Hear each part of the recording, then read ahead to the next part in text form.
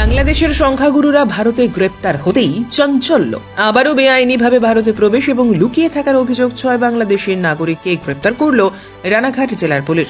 গতকাল রাতে গোপন সূত্র মারফত খবর পেয়ে অভিযান চালিয়ে রামনগর এলাকা থেকে 2 নাবালক সহ 6 বাংলাদেশি নাগরিক এবং তাদের ভারতে প্রবেশ করাতে সাহায্য এবং লুকিয়ে থাকতে সাহায্য করার অভিযোগে 4 পাচারকারীকে গ্রেপ্তার করল হাঁসখালী থানার পুলিশ। পুলিশ সূত্রে খবর, গতকাল রাতে হাঁসখালী থানার পুলিশ গোপন সূত্রে খবর পায় রামনগর এলাকার একটি বাড়িতে আত্মগোপন করে রয়েছে বাংলাদেশি নাগরিকেরা।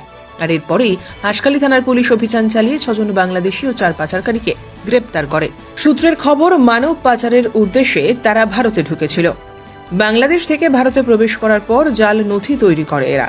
পাশাপাশি সাগর বিশ্বাসের হাত ধরে জাল পাসপোর্ট ভিসা তৈরি করে বলে সূত্রের খবর। গতকাল বিশেষ সূত্র মারফত আমাদের হাঁসখালী থানা খবর পায় রামনগর 1 নম্বর জিপিতে বড় চুপড়িয়া নামক একটি জায়গাতে আনোয়ারা বিশ্বাস তার বাড়িতে কয়েকজন বাংলাদেশি নাগরিক লুকিয়ে আছে। তো সেই সূত্র মারফত রামনগর 1 নম্বর জিপিতে ওই আনোয়ারা বিশ্বাসের বাড়িতে ওসি হাঁসখালী এবং তার টিম নিয়ে 4 জন বাংলাদেশি নাগরিক, রুজিনা খাতুন, আনোয়ারা বেগম, লিবিয়া খাতুন, রাসেল হোসেন এবং তাদের সঙ্গে 3 জন ল্যাব বেবি আর 1 জন মাইনর আছে, তার বয়স 7 বছর, সবাইকে হাঁসখালী থানায় ডিটেন করে। এবং এদের স্টেটমেন্ট অনুযায়ী আমরা যেটা জানতে পারলাম, এরা অলরেডি 1 মাস আগেই এরা ভারতে ইন্ডিয়াতে এসে প্রবেশ করেছে। 1 মাস মুম্বাইতে গিয়ে বিভিন্ন জায়গায় লেবারের মতো কাজ করেছে, কেউ অন্যের বাড়ি পরিচারিকার কাজ করেছে। তো সেখান থেকে এই যে মেন যে টাউট যারা দালাল চক্র আছে, এই দালাল যে আছে বলাই রয়, সাগর বিশ্বাস, হায়দার মণ্ডল আর এই আনোয়ারা বিশ্বাস, এরা ঢুকেছে বলাই রায় আর সাগর বিশ্বাসের হাত ধরে। তো এরা প্রাথমিকভাবে এদেরকে ঢুকিয়ে দেওয়ার পরে এরা বলেছিল যে 1 মাস তোমরা কাজবাজ করো। সেই 1 মাসের মধ্যে ওরা বিভিন্ন রকমভাবে এরা যা ইন্ডিয়ান যে ভোটার কার্ড, আধার কার্ড, পাসপোর্ট এসব বানানোর ব্যবস্থা সুযোগ এরা করে দেবে। সেই মোতাবেক এরা যারা অভিযুক্ত যারা আছে এরা মুম্বাইতে যায়, কাজকর্ম করার পরে আবার এই আনোয়ারা বিশ্বাসের বাড়িতে ফিরে আসে, যে ওদের যে সমস্ত পরিচয়পত্র, ভারতীয় নাগরিক পরিচয়পত্র বানানোর জন্য প্রসেস যেটা আছে সেইটার জন্যই ওরা আবার ফিরে আসে। In the mean time Hanskhali থানা খবর পায়, খবর পেয়ে রেড করে তারপর এদেরকে সবাইকে গ্রেপ্তার করে।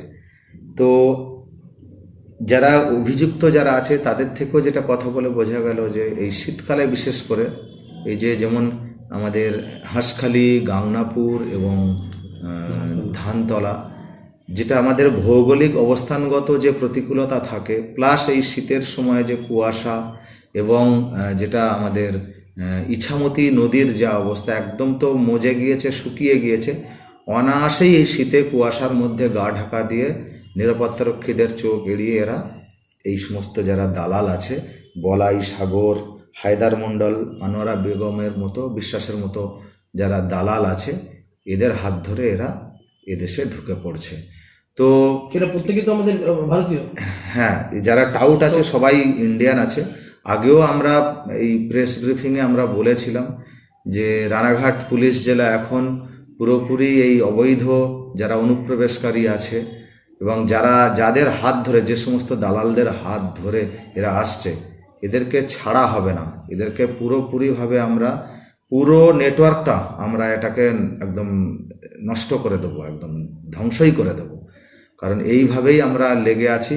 তো এ পর্যন্ত করে যেটা আমাদের টোটাল ধানতলা, গাংনাপুর এবং হাঁসখালীর যে স্পেশাল অপারেশন, যেটা আমাদের বড় সাহেবের যেটা নেতৃত্বে যেটা আমরা কাজ শুরু করেছি, যে টোটাল এই পর্যন্ত স্পেশাল ড্রাইভে 32 জন আমরা অলরেডি 1 মাসের মধ্যে বিডি ন্যাশনাল, বাংলাদেশি ন্যাশনাল এবং 19 জন টাউট, ভারতীয় টাউট, এদেরকে আমরা গ্রেপ্তার করেছি।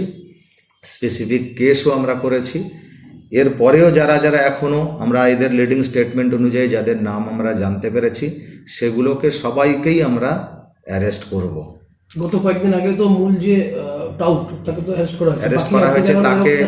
তাকে হ্যাঁ, অ্যাকচুয়ালি তাদের দ্বারা যে এর মধ্যে আপনার সাগর আছে অলরেডি, অ্যালিয়াস অপু অলরেডি পিসি অ্যাকিউজড আছে, পিসিতে, প্লাস হায়দার মন্ডল, এদেরই হাত ধরে কিন্তু এরা এসছে।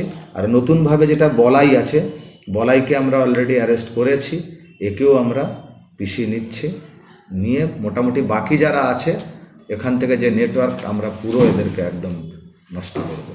স্যার, এই বাংলাদেশ থেকে যারা আসছে তারা কি কাজের উদ্দেশ্যে না তা অন্য কোনো কারণ আছে? এদের যারা অভিযুক্ত এ পর্যন্ত ধরা পড়েছে তাদের কাছ থেকে যেটা বোঝা গেল তাদের কথা অনুযায়ী মেনলি কাজের জন্যই এরা আসছে। ওখানে সবাই বলছে পেটের দায়েই আমরা এখানে এসেছি, তো ওখানে কাজের পরিসর কমে গিয়েছে অনেক, সেই জন্য ইন্ডিয়াতে এরা ঢুকে মহারাষ্ট্র, মানে বিশেষ করে মুম্বাইতে বিশেষ করে এরা গিয়ে কাজের সূত্রে ওখানে বেশি ইমিডিয়েট যাদের অ্যারেস্ট করা হলো এটা তাহলে 1 মাস আগে এসছে। হ্যাঁ, তারা এদের কথা অনুযায়ী এরা 1 মাস আগেই ইন্ডিয়াতে ঢুকেছিল। এই সম্প্রতি যে বাংলাদেশের যে অশান্তি, তার কারণ কি কোনো প্রভাব এদের মধ্যে পড়েছে, মানে সেই কারণে কি এসছেন কিছু জানা গেছে? না, এটা ঠিক বলতে পারবো না, কারণ বাংলাদেশের যা এখন চলছে এটা তাদের আভ্যন্তরীণ বিষয়। আমি আছি এই দেশে, আমরা আছি, আমাদের আভ্যন্তরীণ বিষয়। এটা দুটো দেশের মধ্যে এটা মেলালে ঠিক হবে না।